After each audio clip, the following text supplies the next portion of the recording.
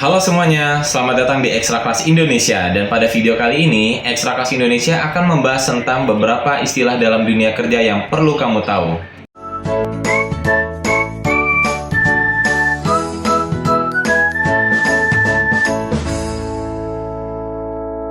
Pernah kesulitan untuk mengerti beberapa hal yang tertulis dalam poster lowongan pekerjaan, ataupun saat sedang bekerja banyak istilah dalam pekerjaan yang belum kamu mengerti. Dan untuk kamu yang fresh graduate ataupun awam dalam mengerti istilah-istilah dalam dunia kerja mungkin akan merasa kebingungan. Di dalam dunia kerja banyak sekali istilah-istilah yang dipakai. Dan seringkali istilah-istilah itu tidak pernah kita dengar di masa sekolah ataupun masa kuliah. Istilah yang sering dipakai dalam dunia kerja mayoritas dalam bahasa Inggris. Ada yang disingkat, ada pula yang tidak. Tujuan dari penggunaan istilah-istilah ini adalah untuk memperjelas serta mempersingkat pesan yang akan disampaikan secara langsung maupun melalui media lainnya.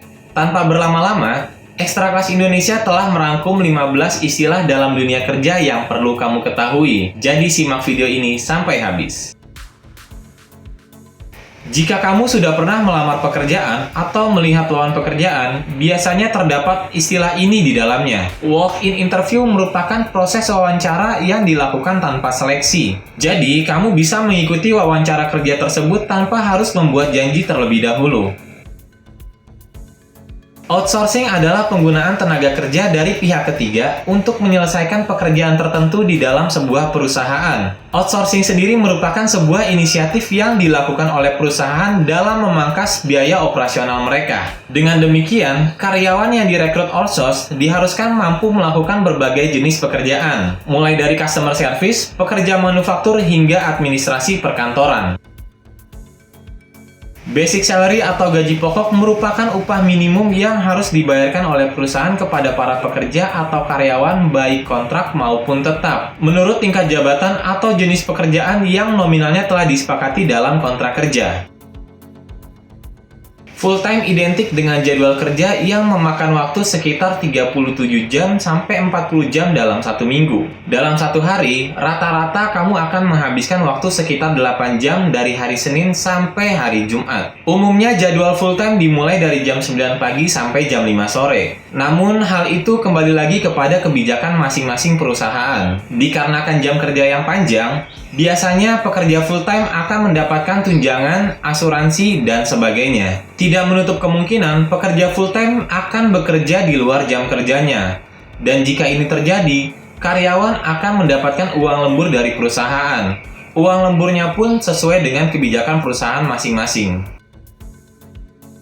Part-time biasanya dimanfaatkan oleh seseorang yang masih kuliah dan sedang ingin mencari pekerjaan. Karena jadwal kerja yang satu ini memungkinkan seseorang untuk bekerja namun sekaligus bisa melakukan tanggung jawab lain di luar pekerjaannya. Keunggulan dari part-time adalah fleksibilitas yang lebih besar dibandingkan karyawan full-time. Contoh dari pekerja part-time adalah barista, waitress, dan lainnya. Tapi ada kelemahan dari waktu kerja part-time karena jadwalnya tidak menentu dari minggu hingga ke minggu. Sebagai contoh, di minggu ini kalian mendapatkan jadwal pekerjaan dari Senin hingga Rabu dari jam 10 pagi hingga jam 4 sore. Lalu di minggu selanjutnya kalian mendapatkan jadwal hari Kamis sampai hari Sabtu dari mulai jam 5 sore hingga jam 9 malam. Pembagian jadwal kerja part-time biasanya akan disepakati oleh pihak perusahaan serta calon pekerja di saat melamar pekerjaan. Overtime adalah istilah lain dari lembur, di mana para karyawan akan bekerja melebihi jam kerja mereka di saat hari-hari kerja ataupun di hari libur. Karyawan akan mendapatkan bayaran dari lembur tersebut sesuai kesepakatan dengan perusahaan. Mungkin sebagian besar dari kamu sering mendengar istilah ini. Freelance seringkali menjadi salah satu opsi bagi seseorang dalam menentukan pekerjaan. Pasalnya, jam kerja freelance tidak mengenal batas khusus. Kamu bisa bekerja kapan saja ketika diberikan sebuah pekerjaan oleh perusahaan ataupun agensi. Biasanya freelancer akan diberikan tenggat waktu ataupun deadline untuk menyelesaikan pekerjaan tersebut. Freelance juga dapat dijadikan opsi buat kamu yang ingin bekerja di tempat lainnya atau memiliki pekerjaan tambahan. Remote working atau kerja jarak jauh adalah istilah bagi mereka yang bekerja tidak dari kantornya. Dengan adanya teknologi dan informasi, terutama dalam dunia kerja, maka perusahaan banyak yang membiarkan karyawannya bekerja dari jarak jauh. Kebanyakan karyawan yang melakukan pekerjaan jarak jauh ini adalah seorang freelancer. Bahkan, perusahaan-perusahaan startup juga sudah menerapkan sistem kerja remote working. Dengan adanya teknologi dan informasi, maka karyawan yang bekerja secara jarak jauh tetap dapat bekerja secara produktif dan dapat berkomunikasi dengan pihak yang ada di kantor. Job desk merupakan detail pekerjaan yang harus kamu lakukan ketika kamu diterima kerja oleh suatu perusahaan. Job desk inilah yang akan menjadi acuan kerjamu di perusahaan tersebut. Istilah yang satu ini akan banyak ditemui di tempat kerja manapun. Deadline diterjemahkan sebagai tenggat waktu, yaitu batas akhir pekerjaan harus diselesaikan. Jika melebihi tenggat waktu yang telah ditentukan, umumnya para karyawan akan mendapatkan penalti berupa denda ataupun lainnya. Maka dari itu, usahakan untuk menyelesaikan semua deadline sesuai yang kita janjikan.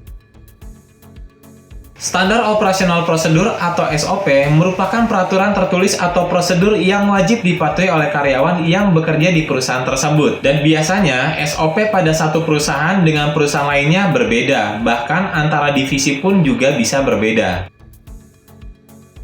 Sesuai dengan namanya, Key Performa Indicator berisi poin-poin yang berkaitan dengan indikator kerja. Indikator yang bisa diukur sehingga bisa terlihat apakah target karyawan ataupun divisi dalam perusahaan mencapai target ataupun tidak. Dan indikator ini biasanya dijadikan arahan atau patokan para karyawan dalam bekerja. Memorandum of Understanding atau disingkat MOU seringkali digunakan oleh perusahaan saat akan bekerja sama dengan rekanan mereka. MOU sendiri merupakan surat perjanjian kerjasama antara perusahaan dengan pihak partner yang akan melakukan kontrak kerja. Turnover adalah istilah yang biasa digunakan oleh perusahaan besar pada tingkat pergantian karyawan ataupun pengeluaran karyawan, baik itu pengunduran diri ataupun PHK dari pihak perusahaan. Perusahaan dengan tingkat turnover yang tinggi biasanya sering melakukan pergantian karyawan dalam setahun. Hal ini biasanya bertujuan untuk memangkas biaya operasional perusahaan. Konsep ini merupakan kerja modern yang memaksimalkan penggunaan internet dan teknologi pendukung lainnya. Para freelancer atau pekerja lepas tentunya tidak asing dengan konsep kerja yang satu ini, karena terbiasa bekerja secara remote atau jarak jauh yang tidak jauh berbeda dengan work from home. Di masa pandemi ini, banyak perusahaan yang menetapkan aturan work from home untuk karyawannya dalam mencegah penularan virus COVID-19. Dan semoga video ini dapat membantu kalian dalam memahami istilah dalam dunia kerja. Jangan lupa untuk subscribe, like, dan share video ini, serta nyalakan loncengnya agar kamu nggak ketinggalan informasi lainnya dari Ekstra Kelas Indonesia. Karena kami akan terus memberikan informasi yang mengedukasi, inspirasi, serta membuka wawasan baru untuk kita semua. Terima kasih telah menonton, sampai jumpa di video selanjutnya.